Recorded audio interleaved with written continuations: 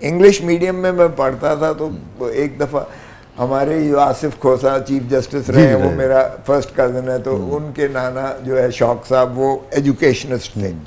वो आए तो उन्होंने कहा क्या कर रहे हो, मैंने कहा आई एम प्लेइंग मार्बल्स। 3-4 सवाल किए, उन्होंने अब्बू को कहा कि अब इसे उर्दू मीडियम में डाल दें। तो उन्होंने कहा कि अब जो है फ्यूचर पाकिस्तान के लिए ये बच्चा मिसफिट हो जाएगा, अब आप इसे अंग्रेजी से निकाल के उर्दू मीडियम में ले जाएं ताकि ये ब्लेंड हो जाए, वगरना इसकी अंग्रेजी अब कभी मार नहीं खाएगा ये, लेकिन इसके बाकी सब्जेक्ट्स जो है कमज़ोर हो जाएंगे और इसकी एरोगेंस और प्राइड जो है ये जो है वो उसी इंपीरियल सोच की हमने अभी तक उसको नहीं किया। अब ये मैं सवाल करने जा रहा था कि आप जैसे लोगों को सिस्टम में जब रियलाइजेशन भी थी कि इन निज़ामों को लागू करने के पीछे फ़लसफ़ा क्या था, आम आदमी के लिए और रूलिंग एलीट के लिए क्या था, चीफ्स कॉलेज का मतलब क्या है और टाट वाले स्कूल का मतलब क्या था, तो आप लोग क्यों कभी तब्दील नहीं कर सके? पीपल्स पार्टी के दौर में भी नहीं कर सके? ये भी सुन लो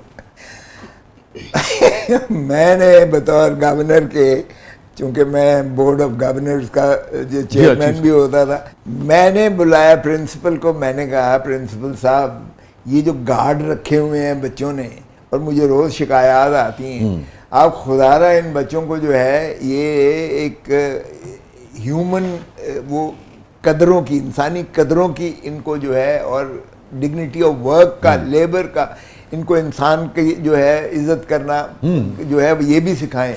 और मैंने कहा कि दुनिया सारी में होता है, आप खुदारा इन बच्चों को 10 नंबर या 20 नंबर की वो दें, इनको कुशन दें, स्पेस दें, और ये जो छुट्टियां होती हैं इसमें 1 महीना किसी होटल में काम करें, बहुत उम्दा बात, किसी बाग में काम सोशल सर्विस करें, किसी ट्रैफिक पे काम करें, किसी जो है सिनेमा पे लाइनें लगवाएं, बहुत उम्दा बात, किसी जगह पर जो है ये डस्टबिन में डालना जो है उठाकर वो डालें, बहुत अच्छी बात। आप इनको, ताकि इनको जो है किसी की हेच ना, किसी को कमतर ना समझें, किसी काम करने वाले, बहुत अच्छी बात।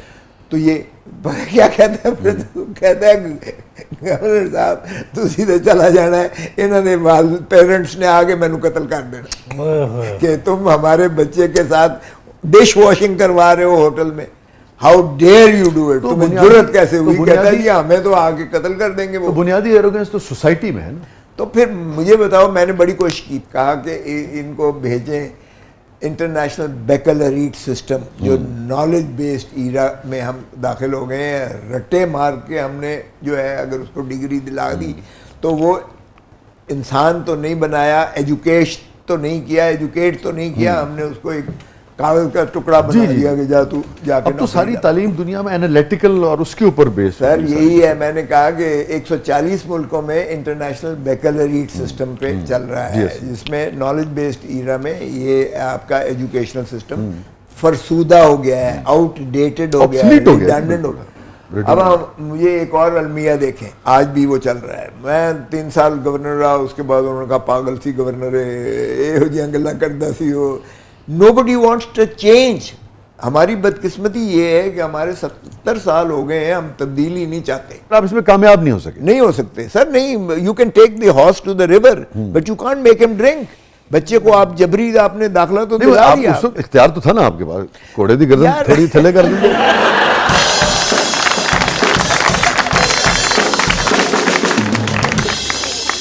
नहीं इतना भी अख्तियार नहीं होता, मैं आपको बताऊं, सच्ची बात ये है।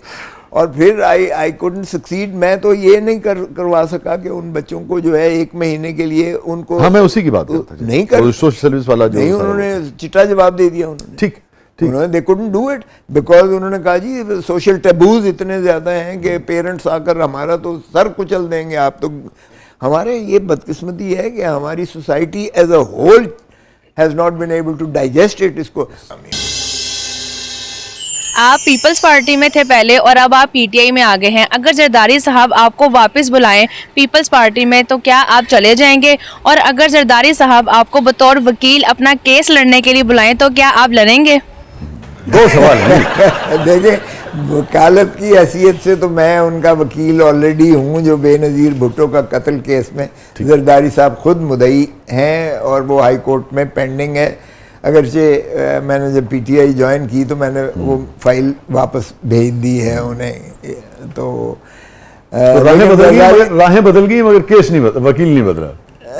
बाहर गैफ देखते हैं, लेकिन ये है कि मैं अभी भी उनको इज़्ज़त के एहतराम से और निगाह से देखता हूँ।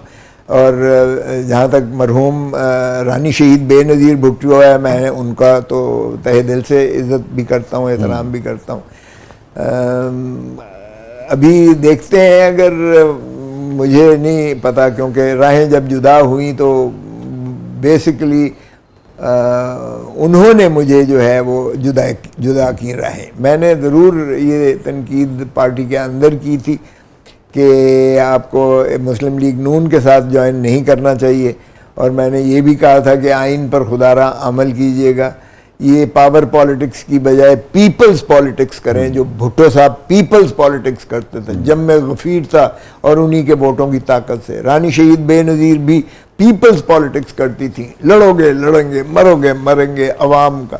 और जब बेनज़ीर पाकिस्तान आई थी तो एयरपोर्ट से लेके दाता दरबार तक उनका सारी सर से जो रिसेप्शन पर आए थे, तो वो पीपल्स पॉलिटिक्स करते थे। जब पीपल्स पॉलिटिक्स पार्टी ने छोड़कर पावर पॉलिटिक्स में कर गए, चले गए, पावर पॉलिटिक्स में आप लोगों को जो है, अवाम को जो है वो बिल्कुल नज़रअंदाज कर देते हो, फिर पावर कॉरिडोर्स के जरिए आप उनकी कंधों पर सवार होकर बैसाखियों से पावर में आते हो, ताकत में आते हो, रियासत पे। जरदारी साहब अगर कभी ये फोन करें कि हाँ मैं हूँ ये सारिया गल्लां ते अमल करने का फैसला कर लिया, तो फिर देखें, अभी तो मैं नहीं कह सकता, क्योंकि मैं MNA हूँ, तो ये अमानत है, ये इमरान खान की अमानत है, तो मैंने कभी ज़िंदगी में अमानत में ख़यानत नहीं की है, इसलिए अब वापसी का कोई सवाल नहीं। अब देर हो चुकी जी।